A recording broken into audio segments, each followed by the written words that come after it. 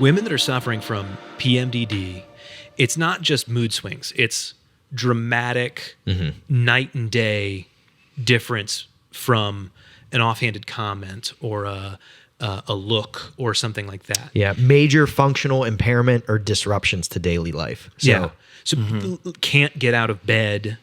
It's, you said food cravings, but not like kind of food cravings, but like I'm going to, they will ravage this snack drawer. Yeah, that's the eat an entire pint of ice cream. Yeah, mainly carbs, but then you get into like the salty carbs, like chips and things like that, because they kind of hit both. You get the savory and the starchy carb, which we know that triggers. Is it serotonin that triggers as well? It does raise it, and that's what they're seeking. Sure, got it. I mean, ultimately, that's what they're seeking out, is that serotonin boost late in their cycle with the carbs and with the carb intake. Yeah. Okay. And it's a vicious cycle. Then they're spending the next. I will go ahead. I'll just something similar. I just want to that the practical realities of what this looks like. You know, it's a cliche for a reason, but the reality is not a good thing. It's not a pleasant. It's not funny. This is serious. Yes, and there's a huge link to PMS in terms of what the side effects are. So you can have a lot of overlap. It's impossible to talk about PMDD and not, well, you just read a bunch of symptoms and said they were from PMS. Well, again, the PMDD, outside of maybe some of the clinical, well, we hit 5 and it's effect out of the home, so it's a disorder. It has a lot of the similar breast tenderness.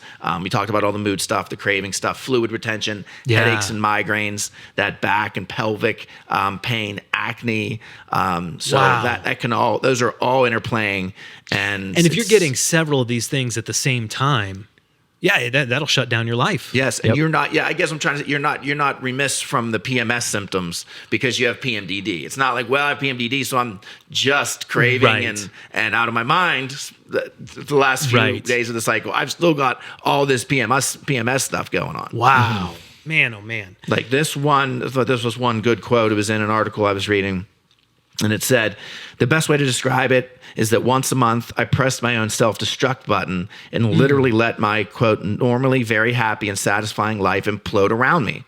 Then when the dark thoughts lifted and cleared, I spent the next 2 weeks trying to pick up the pieces. And I thought what was real, the dark thoughts is something, it starts delving that depth where it goes. If you're reading PMDD articles, and there's suicide prevention hotline numbers on the bottom of some of them and stuff like that. I mean, that makes it dysphoria, the equal opposite being euphoria. Like we know what it feels like to feel euphoric. I don't know that I've ever felt dysphoric like that.